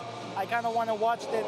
Kind of wanted to see a player like not a referee decision to directly impact the finish of the game, but just to see a shot or something to finish the game. But at the end of the day, it is what it is. It was called a foul. Free throws went in. Right, it's the free throws, but I mean, if we kind of look back at the game, we saw a game of runs, right? Partizan was leading throughout the game, some of the points, but like we said, it seems like Zvezda was controlling the tempo. What do you think that along the way, especially in the fourth quarter, Partizan could have done better? Well, I think I wanted to give praise to Arjan Lakic. He was very important for Partizan in those runs with no minutes. He even hit a three. He ran to one fast break. I think Partizan needed more something like that. Bonga's three went in for the tie. I think we needed more of that. Sorry guys to interrupt, but we have all Zvezda's players being on the court, going close to the stands where are Zvezda's fans. So you don't have to look back. Yeah, that's also a part of the tradition. That was how the first derby ever, the historical one, looked like after the game, also with Nemanja Nedovic shot. You know, the fans deserve it. I mean, look at them. They've been cheering all 40 minutes, and you know, I did hear them some of the times. I mean, obviously Partizan fans were way louder, but I mean, they did a good job tonight, Zvezda fans. To be honest, I would love to see all the players right now here with us, but I don't know if it's possible. Let's try and call them. Let's try with that. Well, I'm looking, Alex, at one of the guys that didn't play tonight, and that's Milos Teodosic. Do you know what happened with him? Did something happen, or he was just like, well, they don't need me tonight, so I don't have any specific information about him, but I don't know, maybe it's a coach's decision or something like that. But I think it was coach's decision. But I mean, Milos is always helpful. Like, it doesn't matter if he's sitting on the bench or near the bench or watching from the stands, he's always helpful. So, Oh, I see someone is approaching us. Yeah, I think we're going to have Nikola Kalinic first. Yeah. Hello, Nikola. Hello, Nikola. Wow. Okay, I want to talk to this guy right here. Yeah, take your time. Sit, relax. That's not a stats, you know? I can, you want me to shoot the stats for you? I can do that. Want to cheat? I can shoot the stats. No, I think he knows. He knows, Yeah. So yes, we're ready. Nikola, can you hear us? Yeah. Just shoot. Hello. How are you, first of all? Good. Very tired, but in general, very good, very happy. Congratulations to you, Nikola, and to all of your teammates. We were talking about the game, but let's hear you. What are your impressions? What is going to, you know, what was the feeling on the court? We spoke about the physicality a lot. Yeah, I mean, we wanted to react comparing to the previous derby in EuroLeague. We wanted to be a team who wishes the win more and team who is tougher, who is more athletic, and I think we succeeded in some moment. We managed to ruin their rhythm, to make them play positional game with us, and a great team for us. We keep on going, great position, and we are very happy. We have Shani here. It was her first Serbian derby experience. So people want to know like how it looks like being on the court with all the crowd, the intensity. How do you guys even can hear each other or things like those? So speak about that, please. Yeah, well, it's very hard. I mean, obviously the organization, the signaling must be much better comparing to other games. But like I said, when you are controlling the rhythm, you don't let other team in derbies to run around, to get dunks, to get easy points, then you have more chance to win. So we try to do that. And yeah, welcome. Yeah. Was it a coach's? Welcome to the madness. Yes. Was it a coach's decision to try and hunt offensive boards? Sorry, was it a coach's? Was it a coach's decision to try and hunt offensive boards? To cut their defensive boards. Yeah, to hunt offensive boards. Yeah, of course. We knew that they have problems with boxing out, so we wanted to use that. Also, they are switching a lot, so we wanted to attack after those switches, to attack the rebound very strong, so it gave us results. We had many bad decisions. First me, I don't know how many I had, 10 turnovers, but okay, we won the game, so they're singing now, Nobody remembers. If you win, nobody remembers. Yeah, self-critics is something that describes him the best. But yeah, speaking about the whole pressure, the intensity of the game and everything, I can see that you are cold as ice. So no euphoria after this win, right? No, I mean it's not first derby for me and for a lot of guys here. And we have Cody here. We have Cody here. We have another guy right here behind you, Luca. He can't see your face, Nemanja. He can't. You see what I'm dealing with here. You know? I'm trying to be cool and. It's not easy. It's not easy. Oh, congratulations to you too, Cody, first of all, congratulations on a massive win. I mean, I saw your interview right now with Elena. You seem pretty composed. You're not like going crazy. How do you like express your feelings right now after winning? You know, you just won a derby. Okay, it's not a regular game. What's the feeling right now? A lot of meditation. Meditation. When did you have time to do meditation? I do it the entire time. During the game, yes, meditate. That's fantastic. I mean, Cody, you were terrific tonight. You were everywhere. You were really helping the team. What was your mindset, apart from meditation? The guy here saying goodbye. Yes. Please. Okay, we can switch positions. Alex, you wanted the entire squad. You're getting the entire squad. Yeah. But I just want to finish the question for Cody. Look at Kalinic. Look at Nikola. He knows what he's doing right now. You good with the headset? So I wanted to ask you, because you're doing a lot for your team tonight, with what kind of mindset did you enter this game? I just wanted to win, and we wanted to win, so I think everybody for 40 minutes, they stayed focused on their task to do the small things to help this team win, and that's what we was able to do. What do you think about this guy, the player of the game? Man, he's amazing. He's amazing, man. He's amazing. What's it like for you to play alongside him? It's great. You know, he can shoot, he can get to the basket, he can dribble, he can do a lot. So when he has energy, I think he's unstoppable. Oh, yeah. So we have Filip Petrušev here. Filip, congratulations to you too. What was the feeling being on the court tonight and being the best one in your team? It was amazing. I don't know what Cody said. I couldn't hear him. Well, he said you're not a good player at all. You can't shoot. You can't do anything. Oh, wow. That's crazy. It was just amazing, you know. We were so focused in the game, we didn't care what was going on in the stands. We just showed that we want to win more, you know. We got the 50-50 balls, we got some stops. I got a lot of stops, which, I don't know. They say I don't usually get, but I do. So... I don't say that. I don't say that. No, they. You also, you are the media. You say the same. But tonight I got him, and I'm happy. I'm happy for the win. I'm happy for the team, and it was amazing. A little bit of trash talk is always good, but I saw your face going out on the court before the warm-up thing and everything, and I could presume, and I knew that you're gonna nail it tonight because it looked to me like the environment is the extra motivation to you. Is that how you feel? I was so ready today. Last 5 days I didn't go out. I go to sleep at 11, which I never do.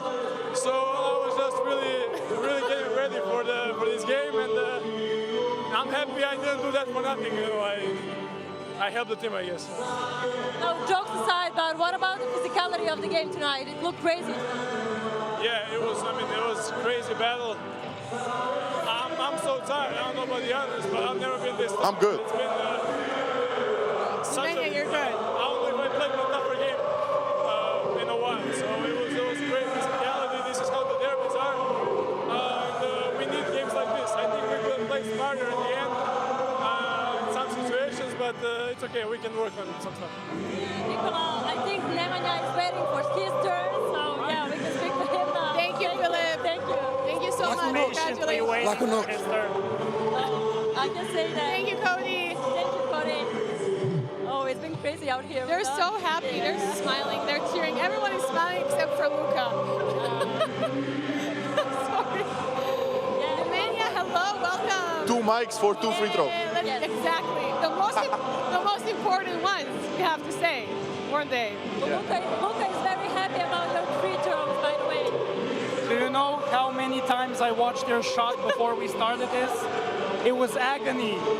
This pregame show, agony. So it's your fault. Yeah. Yeah, it is. Basic. Nemanja, what's the feeling? It's great. I think it's a very important win for us after, let's say, a game against Maccabi that we were not ready for this level. And you know, today I think we had a very good game plan, very clear. Everybody knew what they had to do, and I think we deserved this win because we executed the game plan almost perfectly, and we kept Partizan on 71 points, which is, I think, not easy to do. But they usually score around 85, 90 points, and that's it. Good win. Nemanja, you are so familiar with. Can you hear me? Yeah. You're so familiar with this type of environment. Talk to me a little bit about the mental part of this derby. Like, what is it like? Yeah, For you? you just try to stay cool as much as you can, really. Think about the game, but not overthink. And, you know, I think we're experienced enough as a team to find your own way to relax during the day. And but still, you know, you get goosebumps when you run out of the tunnel with this atmosphere. It's something amazing. And like I said, even this atmosphere makes this win even bigger, I think. Did you do this? No, I didn't. I didn't. Okay. I just wanted to check. I didn't. Nemanja, what was going through your head in that last play? I saw Iago driving, but I think Washington was on him, and he played pretty good defense, so I was like yelling, Iago, Iago, and I don't know how he managed to pass me the ball. And then I don't know, I just did it naturally. I saw Sterling come really, really hard at me, and I did the Euro step, tried to get a shot off, got the contact, and rest is history. Yeah, you got 3-point shot made for the win in the derby game. Then you have free throws. What would you like to have next? Half-court shot, maybe. Would be nice. Come on. It's enough. No, but really, I think today Cody and Philip pushed us the whole game, and you know, in the end, I just got put into position to seal the win, and you know, we practice those shots, free throws, and it's easy for us. Are you tired? Like, I saw you 2-3 times holding your knees. You've been kind of in this transition of through the injury, now coming back. It is. I'm not that tired. It is. You know, when I go up and down, it costs me a little bit, but you know, it's normal. It's a normal process. I didn't play much in the first half.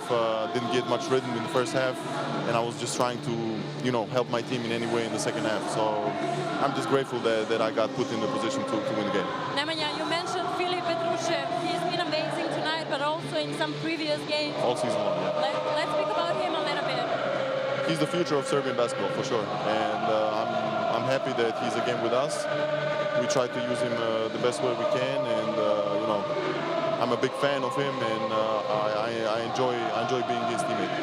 Overall, what do you love about this team?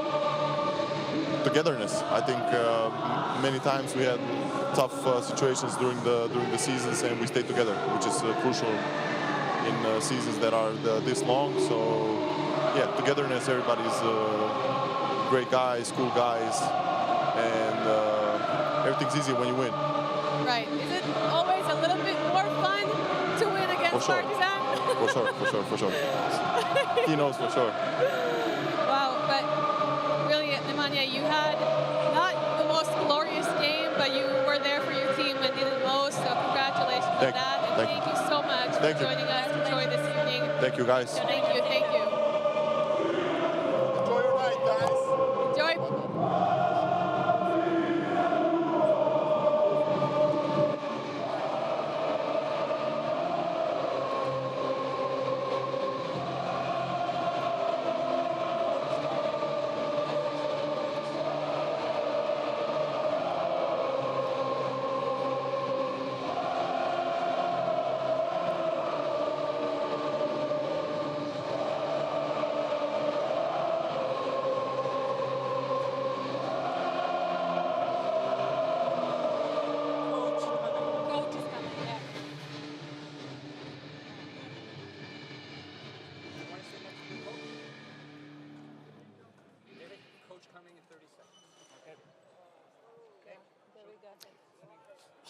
Guys, we're back live here, yay, and we're getting.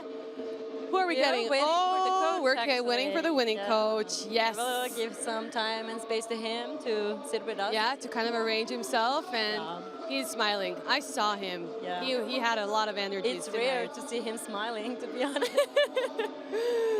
Yes, we have that privilege. Wow, that's amazing. You always have to have a winning coach, and it's let's just the best see side. if he You know, can it's hear funny me. how all the players come sit next to Luca. You know, posting that been a fun energy. ride for me. It's not on purpose, Luca. Sorry for that. Congratulations, coach. Thank you And very much. welcome Thank to you. our post-game show. Where to start from this game? Like, let's wait. Yeah, get connected. Let's wait for the technical. I'm okay, thank you. Yeah, okay, you can hear us. Now I can hear Yeah, you. congratulations once again. Where to start speaking about this game? I think our preparation was first. We knew that the atmosphere would be hot, and we wanted to stay focused and concentrated to follow our plan. I think most part of the game and most of the players, they were focused, and we execute the plan. And this is very important in this type of games. And you know, it's a derby, it's a big a game between two big rivals. And these things of matter of concentrations are very important for all this preparation. I think that was the most important tonight, because if you don't approach the game with this way, you have problems. I wanted You know, to ask. you have, sorry, Luca, you have one huge fan of Partizan next to you. So he has a question now. I want to ask, was that like in Q2 you had like a really tall lineup?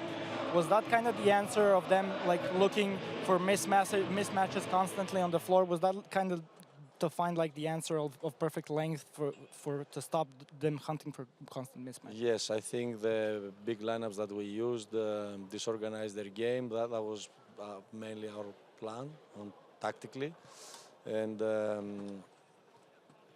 we make let's say this plan because we knew that if we allow them to play this to have flow in their game, offensive game, they will score a lot. Anyway, it's a team that they have very good scoring ability, great talent, great players, great coach, and we knew that only with good defense we could win the game. And this is what happened. They usually score 86 points here in their home court, and they score 71, and that gave us the big win, because with this type of big lineups, as you said, and the defense that we played, we controlled the game most part of the game, I think. And although they 2-3 times they came up, they didn't got big difference against us. So it was easy to come back for us, to come back and control the game. I think at the end we showed great effort defensively and offensively. We had good decisions to win the game. Coach, you know, body language is always a big part of this game, and I saw you. I always love looking at coaches because I'm a coach's daughter, so to see how you guys reacting and hyping yourself up. I want to ask you also about your players, about their body language and their attitude. You know, as Partizan was coming back, what did you like about seeing how composed, you know, they stayed throughout the game? Yes, you are absolutely right, because although they tried to come back to the game, especially at the end, the last minutes, we were not panicked. And we showed, we had clear ideas what we have to do. And I think defensively, they didn't score also in the last, some free throws, and you know, and the last 2-3 minutes we were very focused and very solid defensively. And that gave us the win, because of also they, you know, they changed the lineups, as you saw. Defensive lineup, offensive lineup, the last minutes like we did. So we had hard problems to score, but also for that was the same for them. I think, you know, both teams could win because it was a derby all the game. I want to say that tactically is one of the best games to watch, because both both teams, we try to do different things on the court and to do it with our way. And it's a very nice game in general for EuroLeague and for European basketball. We couldn't have asked for a better ending to this game. Coach, thank you so much. And congratulations for the win. Enjoy this. Thank you very much. Thank you. I appreciate it. Thank you. Enjoy your win. Guys, any closing words from you about this insane and amazing matchup? Oh, I need to find out the right word. Luca. Luca is out of words right now. Luca is like... I love that you're searching for me when I'm like thank you. Mostly devastated and talking to the Zvezda guys as well. Well, I think it doesn't always have to be beautiful basketball. It can be a tough game with low points, but with a lot of physicality. But that's sometimes the European way. Right. That's it. Like tactics and who wants it more at the end of the day. Exactly. It's always about, devotion and about that, motivation. Devotion, yeah. Devotion. And you're not going to leave the house tomorrow, aren't you? Probably not. Probably not. And you're not going to record the podcast tomorrow. No. Maybe on Sunday or Bogdan. Monday. Yeah. He's probably drinking rakia with the fans and, having the best time of his life. He was taking pictures with Nedo. He's a celebrity right now, yeah. Let's talk about you, the happy side of this game. Well, yeah, I don't know, Coach mentioned we did it our way, so we spoke a lot about the Serbian derby, trying to represent it the best, to the people who don't know a lot about it. But I think the only thing that I can say right now is this is our way to do it. Like, yeah, you can just enjoy, and if you want to be a part of it, you should. If you're traveling around the world because of the basketball, just come to Belgrade, and you need to feel this. Yeah. Wow, and I can just say I had an amazing experience. First of all, thanks to you guys for, welcoming me to Serbia. It was an amazing time, and I will never forget this night, this game we just witnessed. I had the pleasure to have you with me and talking to all the other guests. Sorry, and it's just been wonderful. So thank you. Thank you so much to you. Thank you. You've been an amazing host to us, actually, here in Belgrade. Yes, I mean, I just tried doing my best. Hopefully it went well. And obviously, thanks to everyone for watching us. Thank you and good night, and a special word from a special guy.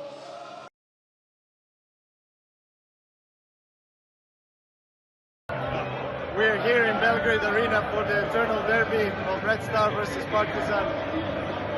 The best place to be in Europe, probably in the world as well, to watch basketball, temple of basketball, country of basketball, city of basketball. Just incredible game, unbelievable atmosphere. One of the best in the world, if not the best. So I'm enjoying myself, hopefully you are as well. And for anybody that didn't experience this live, this should be on your bucket list. So please come and visit Belgrade and enjoy some basketball.